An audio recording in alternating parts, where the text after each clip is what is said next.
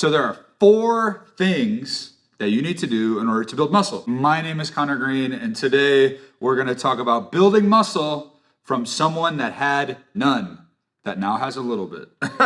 Still trying to build more. I made every mistake in the book when it came to building muscle. I was a hard gainer. I was naturally tall and skinny. The first thing is you have to eat in a caloric surplus, prioritizing protein. I can almost guarantee you're not eating enough. I was a skinny person that would hardly eat unless I was in front of people, and I would eat a gigantic meal and everyone would go, oh my God, he's a bottomless pit. So I convinced myself that I ate a lot. And the truth is I didn't. When I started tracking my food, I came to realize and understand I was not eating nearly as much as I needed to, especially for my level of activity. And I see this all the time. People that tend to be overweight are naturally big eaters. People that tend to be skinny are naturally not big eaters. If you're skinny and you're struggling to gain weight and struggling to gain muscle, you're probably just not a big eater. And you may need to look at yourself and execute some self-awareness and go, hey, maybe I think I'm a big eater, but I'm actually not. So get used to being full, be in a caloric surplus consistently. 200, 300, 400, 500 calories a day is enough to get the job done. Secondly, you have to sleep. Okay, this goes with everything in life. It's like the answer is sleep.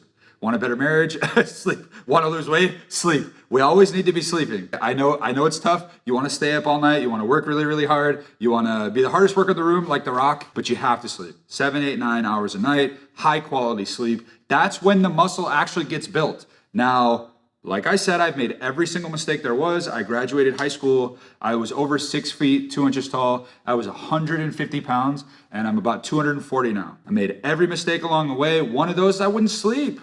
I listened to too many people, like, I love Gary Vee, but his, don't sleep attitude, I actually took that to heart and wouldn't sleep for 36, 48 hours at a time, would work out. I really thought it was just about the more I could work out, the more I would signal to my body to build muscle. And that is true, except you actually build the muscle while you are sleeping. If you are not sleeping well, you are not actually going to build muscle. No matter how sore you get, no matter how hard you hit it in the gym, you have to sleep.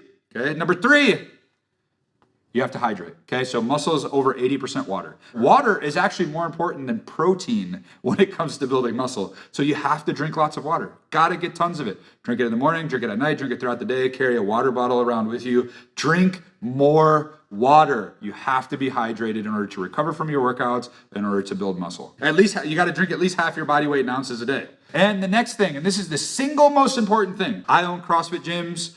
And functional fitness is all the rage, muscle confusion and all this shit. Okay, there's a lot of really good things that come out of that stuff. One of the most negative things that is preventing people from building muscle is that they think their workout program needs to be fancy, and it doesn't. And not only does it not need to be fancy, that's probably holding you back. So I'm going to introduce a topic that we'll talk about a lot on the channel. It's called progressive overload. What that means is you slowly add weight in your weightlifting over time. And it's boring and it's not fun. And I see people complain about it. I used to think it was not fun either. And then after 6 or 7 years of working my ass off, not putting on any muscle, I had to go, okay, maybe results is more important than having a super fun exercise routine. We want to prioritize your results. Sometimes you got to do the boring work. So that might mean you squat, you press, and you deadlift on Mondays, and you do 100 pounds for the squat on Monday. And then on Wednesday, you do 105 pounds. And then on Friday, you do 110, 115, 120. And the only thing that you change is the weight on the bar. That's it. You don't need to change the rest. You don't need to change any of this other shit that people think you need to change.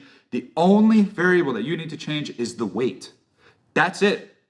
Over time, you take your squat from 100 to 400, you became much bigger. Men, you look much more built. Women, your legs look much more toned, and your glutes grew. Progressive overload is the single most important factor when it comes to building muscle. You can signal to your body to build muscle in the gym, well, with your weightlifting, but it is not going to continue to adapt unless the weight gets heavier.